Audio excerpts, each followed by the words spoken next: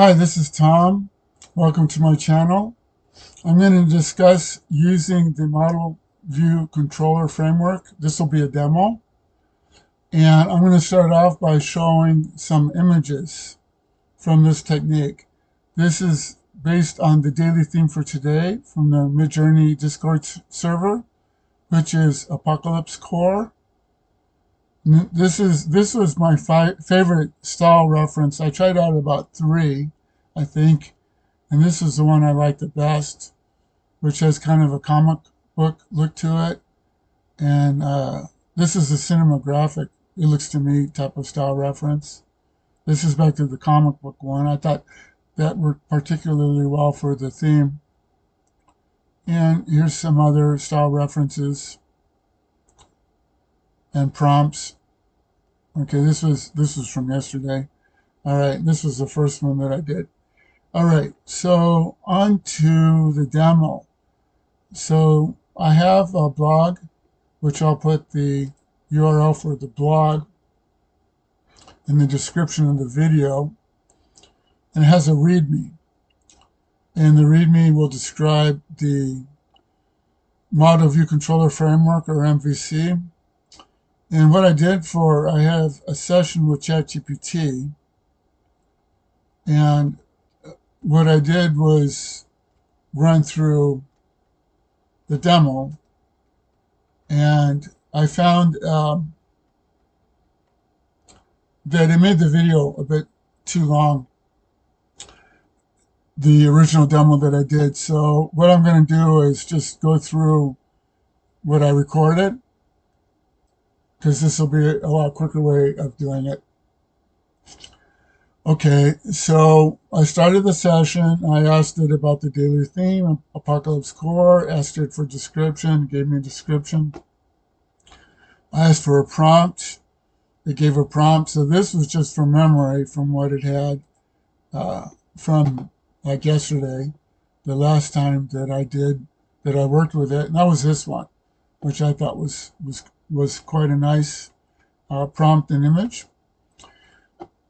And then I said, I'm doing a demo for the MVC Framework for YouTube. Here's the README for it. Please present a summary of the README, which it did. That it did an excellent job here. And so right here, it gives a quick one-sentence summary, which I think is quite good. It says the controller manages interactions between models and views and guides you through the prompt creation process. And then mention that there's a catalog of models, and there's a catalog of views.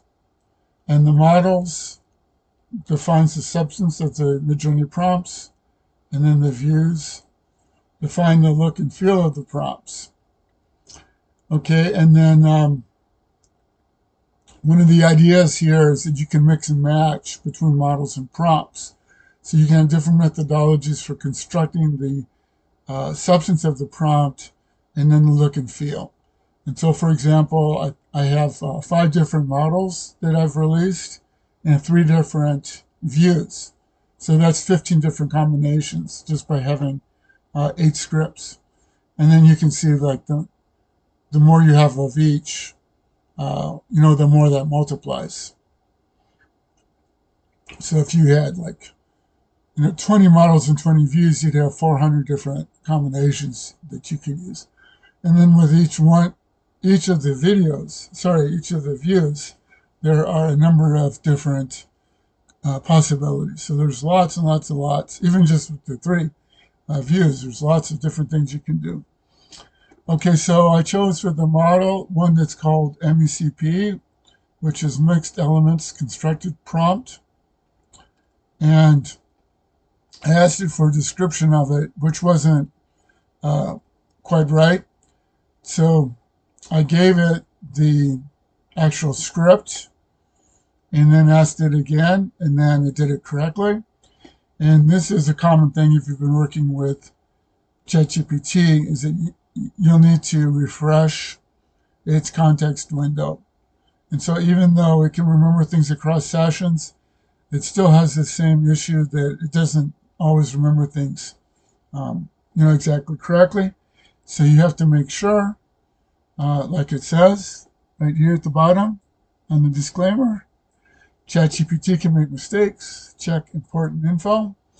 So I checked that. It didn't look right. I gave it the script again, and now it looked perfect the second time on what it did. So basically, the way that this mixed elements constructed prompt works is there's 11 different choices, and 4 of these are chosen. So it could be the time of day, the weather, emotion, background, and so on. And either you can have ChatGPT choose them, or you can choose them yourself. And I could say, like, for example, I want to make the choices. What are they? And then it would present it to you, and you could choose 4 that you wanted. And then it'll number the prompts according to the ones that it chose. So on this one, it chose 1 and 4 and 5 and 7, categories 1, 4, 5, and 7. So I'd asked it to use that model to do the theme that we have, the Apocalypse Core. So this was a prompt that it constructed. And then I asked for it to use the benchmarks view. So there's 3 different views. So if you go to the blog will have a catalog of views. So here's the catalog of views. So there's 3. There's one called benchmarks, one called first 100 style references, and one called submitted style references. So the benchmarks come from a website called midlibrary.io, which I highly recommend if you're not familiar with it. It's right here.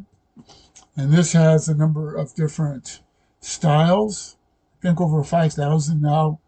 And because there's so many, you need to have some way of filtering them to a manageable number. And one of the ways that the creator of the website did that is through benchmarks. So these are selecting, I guess you could say, favorites or preferred ones from amongst the thousands according to criteria that it has.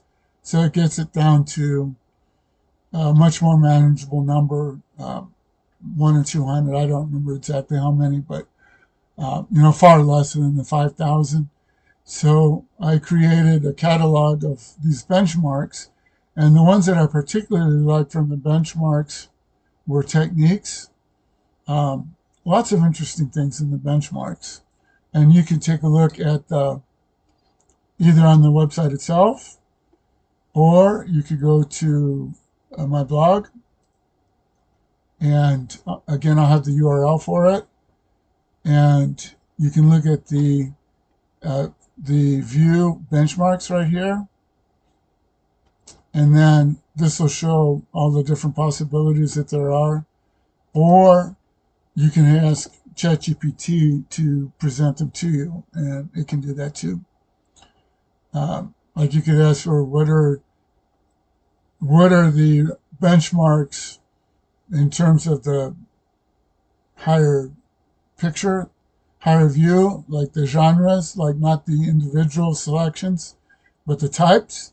And then it'll tell you the different types of things that there are. And then you could drill down from that into ones that you were interested in. That would be one way of doing it.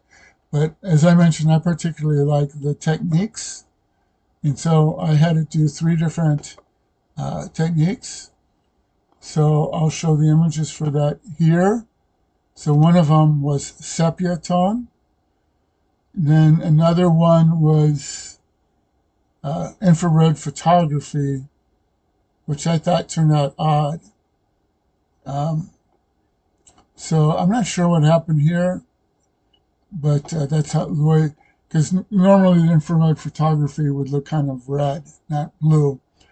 And then a third one that I did was this cinematic lighting.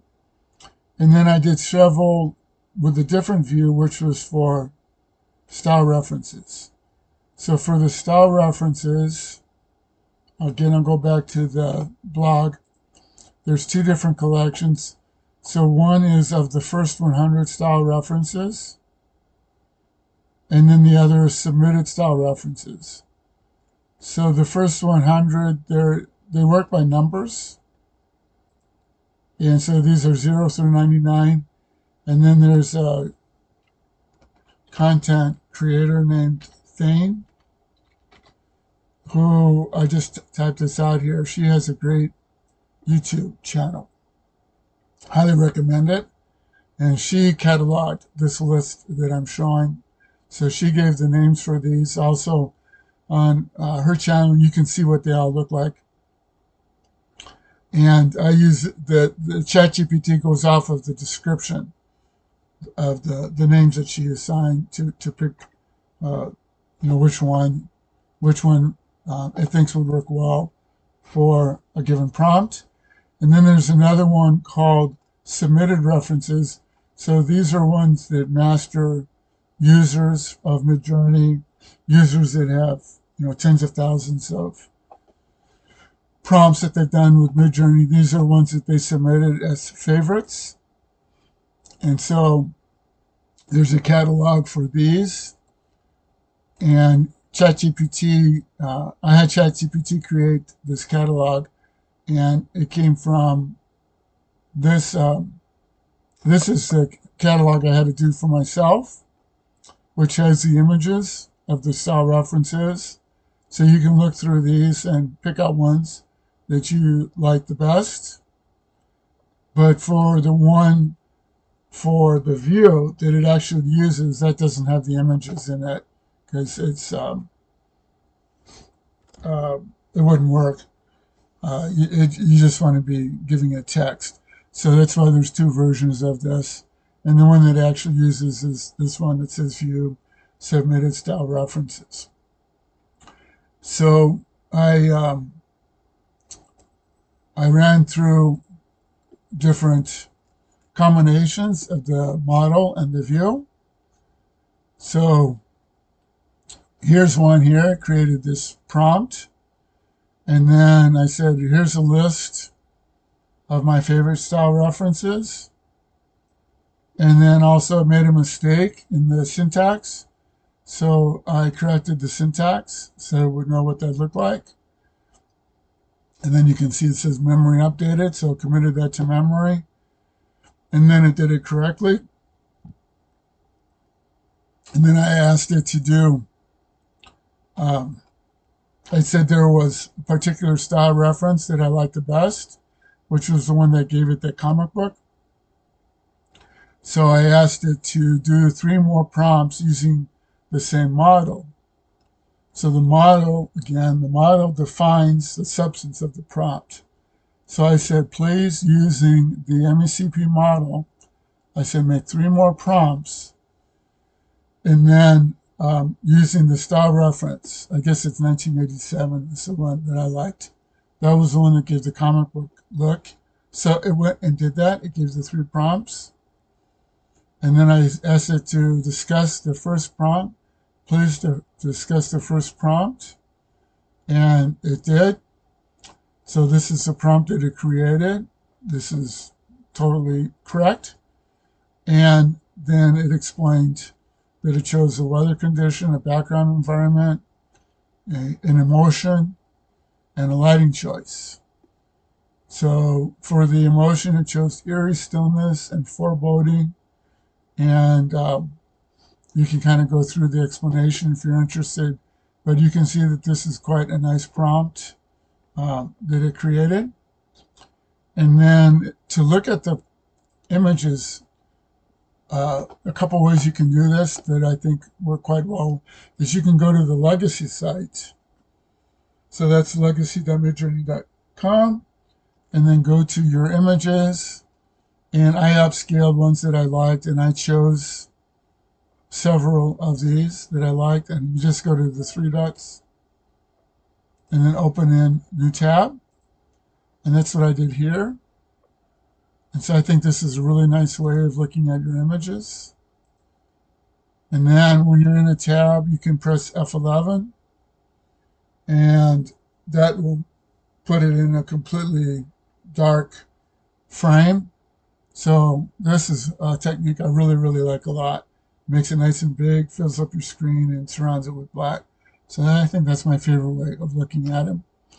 Then another way is you can go to the new site, just midjourney.com, and go to your archive, and then I chose upscales for the filter right here. And then just click on one, and then you can scroll through them. So that's another way that you can look at. So this was my favorite, this comic book look and feel that I think works really well with the apocalypse core theme. And so I think that if I wanted to do more images, I would play around with the substance of the prompt to get different scenes, and then stick with this reference and make a batch that way. But you can do it the other way too, of course, where you find, like I was showing, you can find a prompt that you like and then present it in different ways according. There's all sorts of different, if you go to that benchmark one, you'll see that there's all sorts of different techniques. Let me just go there real quick, because it's a really, really cool thing that the creator of this site did, this midlibrary.io site.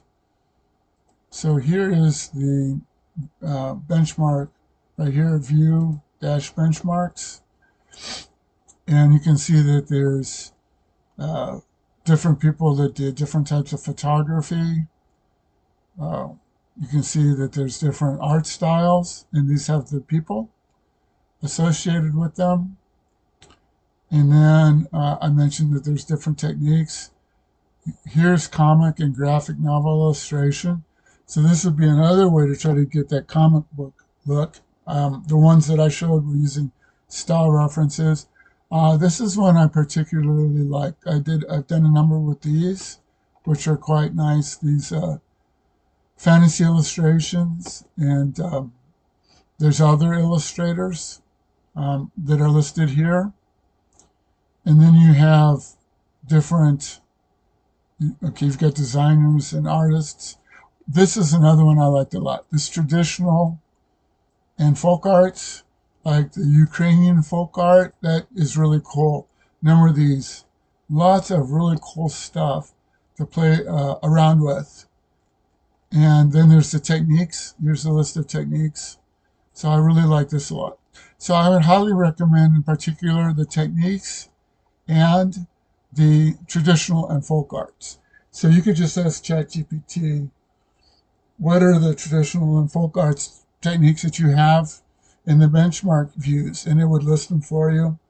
So you can play around with that, and also with the techniques. Lots of neat things you can do with this framework.